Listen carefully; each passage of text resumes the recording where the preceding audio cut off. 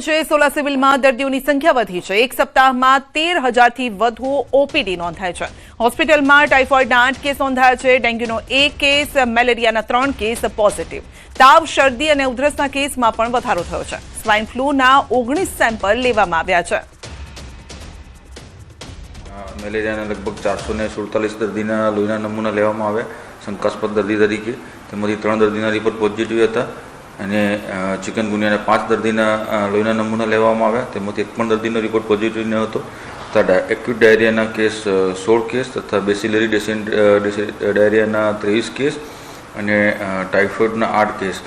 એમાં આંકડા ગયા અઠવાડિયામાં અમારી હોસ્પિટલમાં જુદા જુદા ડેન્ગ્યુ, મેલેરિયા, ચિકનગુનિયા, ટાઇફોઇડ, ડાયરિયાના આંકડા અમારી હોસ્પિટલમાં દર્દીઓનો નોંધાયા।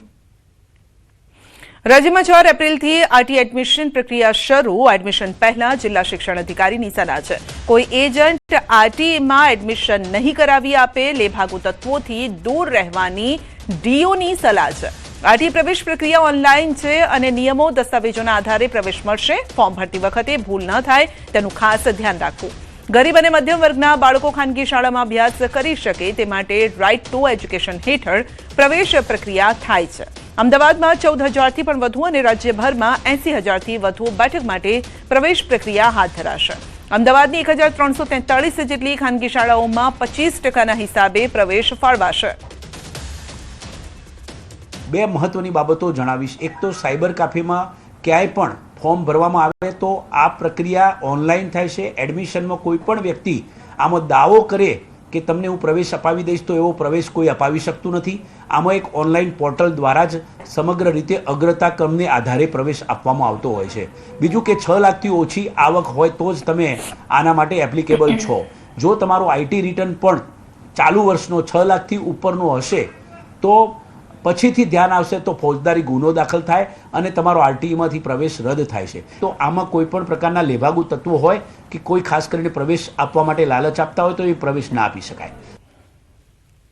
અમદાવાદ શહેરમાં વધતી ટ્રાફિક સમસ્યાને નિયંત્રિત કરવા માટે પોલીસ વિભાગ દ્વારા ઝડપી કામગીરી હાથ ધરવામાં આવી છે। ટ્રાફિક પોલીસ દ્વારા લેવામાં આવેલા વિવિધ પગલાઓનું શહેર પોલીસ કમિશનર દ્વારા નિરીક્ષણ કરવામાં આવ્યું, જેમાં ખાસ કરીને પૂર્વ વિસ્તારમાં આવેલા હીરાવાડી ક્રોસિંગની ટ્રાફિક પરિસ્થિતિનો તાગ મેળવ્યો।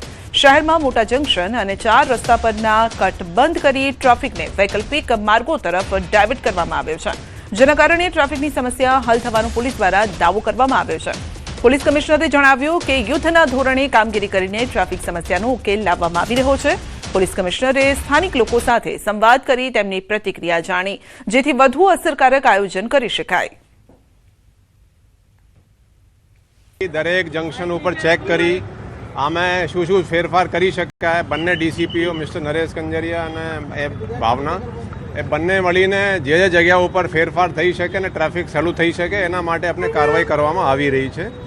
આજે આપણે આ હીરાવાડી ક્રોસિંગ ઉપર જોવા માટે આવ્યા છીએ। અહીંયા ચેક પણ કર્યો, માણસો પ્રાઇવેટ માણસો સાથે પણ વાત કરી।